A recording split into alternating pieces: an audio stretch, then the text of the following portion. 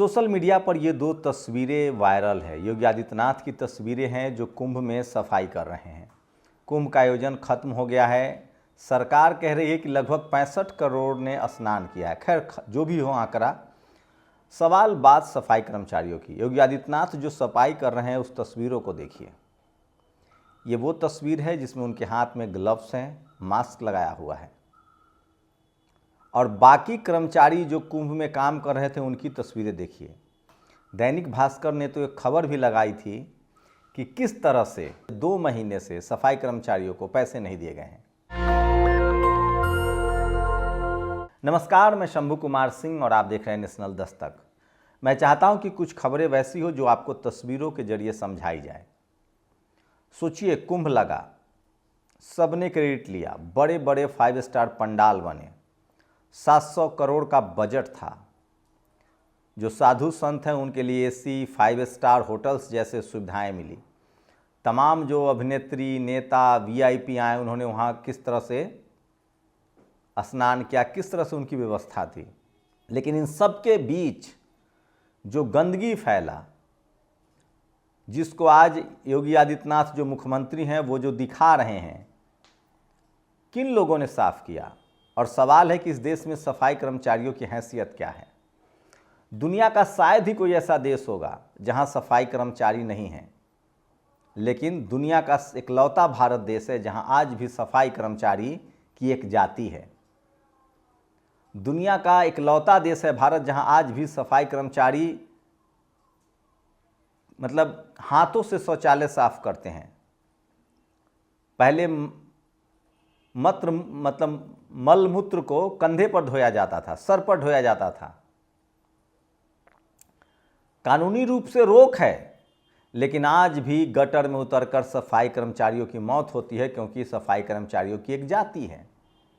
इस देश में हर जाति का आदमी सफाई कर्मचारी का काम नहीं करता है।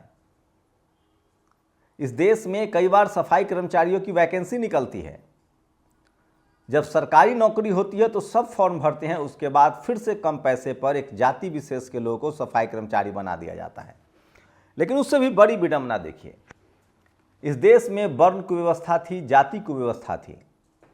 हर काम के लिए एक जाति थी। कपड़ा साफ करने के लिए एक जाति, चमड़ा के काम करने के लिए एक जाति, मवेशी पालने के लिए एक जाति, खेती करने के लिए एक जाति, लोहे का काम करने के लिए एक जाति, लकड़ी का काम करने के लिए एक जाति, एक पढ़ने वाली भी जाति थी, एक राज करने वाली भी जाति थी, एक व्यापार करने वाली भी जाति थी। वो आप सब जानते हैं, किसी से कुछ छुपा नहीं है। लेकिन सोचिए, जब 1950 में संविधान लागू हुआ, बाबा साहब ने कहा कि अब कोई भी जाति हो, कोई भी चाहे जो काम चाहे जो कर सकता है, सबको पढ़ने लिखने का अधिकार मिला। कोई राजा बन सकता है, कोई एमएलए एमपी बन सकता है, कोई एसपी डीएम कलेक्टर बन सकता है, कोई भी पढ़ लिख सकता है। लेकिन उसके बाद भी हालात आज नहीं बदले हैं। क्यों नहीं बदले? क्योंकि जो पीढ़ी दर पीढ़ी से पढ़ने लिखने के धंधे में थे, राज करने के धंधे में थे, व्यापार करने के धंधे में थे, उनको 7 पीढ़ियों का, दर्जनों पीढ़ियों का जमा जमाया पूंजी मिला। लेकिन सोचिए, जिन लोगों को 75 साल पहले ये अधिकार मिला है, आज भी उनसे नफरत हो रहा है। और इसमें सबसे ज़्यादा नफरत सफाई कर्मचारियों से हुआ। आप सोचिए, सफाई कर्मचारियों की नौकरी लगभग प्राइवेटाइज कर दी गई है।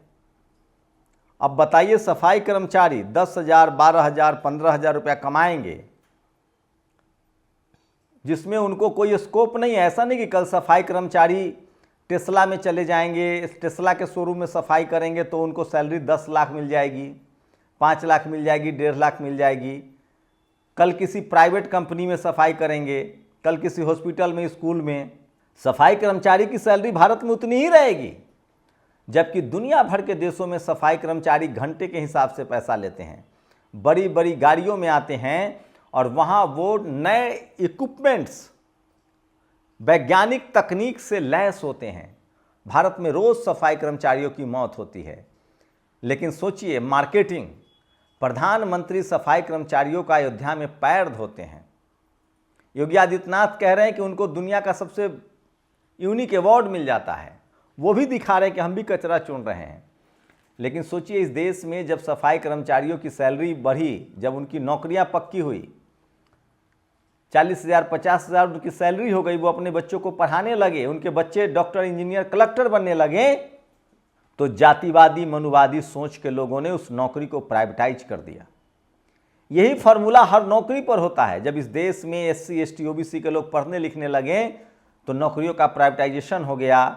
अब टीचर नौकरी नहीं लगती, एडहॉक पर रखे जाते हैं, अब कॉन्ट्रैक्ट पर काम होता है। ये सब जातिवाद मनुवाद का एक एक नमूना है, क्योंकि इस देश के वो लोग जिनको लकड़ी का काम, लोहे का काम, चमड़े का काम, मवेशी का काम, खेती का काम दिया गया था, जिनको वर्ण की व्यवस्था में शूद्र और अछूत कहा गया था, जब वो पढ़ लिखने लगे, संविधान ने उनको अधिकार दिया, जिनको बाबा साहब ने SC ST OBC किसान अल्पसंख्यक नाम दिया है, वो जब रेस में आने लगे तब सारी नौकरियां प्राइवेटाइज कर दी गई और कोशिश है कि फिर से उनको पीढ़ी दर पीढ़ी गुलाम बना लिया जाए। लकड़ी वाले का बेटा लकड़ी का काम करे और उसमें भी तनख्वाह बहुत कम। दुनिया भर में लकड़ी का काम है, लोहे का काम है, चमड़े का काम है, वो लोग उद्योगपति बन गए। कोई BMW कंपनी चलाता है, कोई रिबॉक नाइक का कंपनी चलाता है, लेकिन भारत में नहीं हुआ ऐसा। भारत में जो हुनर वाले लोग हैं उनको सबसे कम मजदूरी मिलती है, हुनर की कोई कदर ही नहीं। और नतीजा क्या हुआ, वो कभी रेस में ही शामिल नहीं हुए। तो मैं इसीलिए कह रहा हूं कि इन सब मुद्दों पर बात कीजिए, नहीं बात करेंगे तो आपके सारे संवैधानिक अधिकार खत्म हो जाएंगे। और ये कोई सवर्ण पत्रकार नहीं करेगा, उनके कप ऑफ टी ही नहीं है, उनके डिक्शनरी में ही नहीं है। दूसरी तस्वीरें दिखा रहा हूँ स्क्रीनशॉट देखिए। MP में इन्वेस्टमेंट मीट हो रहा था, खाने पर ऐसे लोग टूट पड़े जैसे लग रहा था कि सालों दर साल से भूखे हैं। तो इन्वेस्टमेंट समिट में जो लोग आए थे वो खाने पर ऐसे टूट पड़े, लोग तंज कर रहे हैं कि ये क्या समिट करवाएंगे। दूसरी खबर जो है वो भी सोशल मीडिया पर सबसे ज़्यादा वायरल है, जयपुर से। देखिए किस तरह से BJP के दफ्तर में मारपीट हो रही है। ये भी जयपुर की ही खबर है, BJP दफ्तर में। लेकिन मेरे लिए सबसे जो बड़ी खबर है कि 9 अप्रैल को देश भर में वाम सेफ जो है वो धरना प्रदर्शन करने जा रहा है।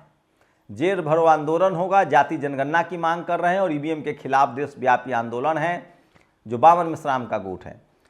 चौथी बड़ी खबर है बोधगया से।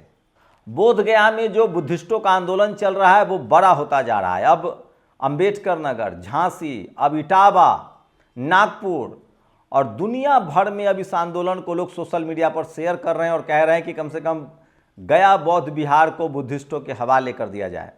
1949 का ये जो BT एक्ट बना है जिसमें 4 बुद्धिस्ट, 4 गैर बुद्धिस्ट, सवर्ण हिंदू और सोचिए और एक DM होते हैं। DM का तो समझ में आता है। सवाल है कि इस देश में जिस धर्म का जो उपासना स्थल है उसमें उसी धर्म के लोग संचालित करते हैं, तो आखिर गया बौद्ध विहार में 4 सवर्ण हिंदू ही क्यों? SC ST OBC हिंदू भी नहीं, 4 सवर्ण हिंदू ही क्यों? ये बड़ा सवाल है जो देश भर में है और इस पर कोई TV अखबार बात नहीं करेगा। इसलिए मैं नेशनल दस्तक लगातार इस खबर को दिखा रहा है। तो बोधगया का आंदोलन देश भर में फैल रहा है। इटावा हो, चाहे अंबेडकर नगर हो, झांसी हो, दुनिया भर से लोग बुद्धिस्टों का समर्थन कर रहे हैं और ये भूख हड़ताल लगातार लंबा होता जा रहा है। 16 दिन से ज़्यादा हो गए हैं, लेकिन सोचिए TV अखबार आपको नहीं बता रहा है। तो ये मान लिया जाए कि इस देश का TV अखबार बुद्धिस्टों के खिलाफ है। ये सबसे बड़ा सवाल है। मैं फिर कह रहा हूं, भारत की पहचान तथागत बुद्ध से है। दुनिया भर में जब आप जाते हैं तो कहते हैं कि हम बुद्ध की धरती से आए हैं। तक्षशिला, नालंदा, विक्रमशिला जैसी यूनिवर्सिटियां तभी थी जब बुद्ध थे। विश्वगुरु भारत तभी था जब बुद्ध थे।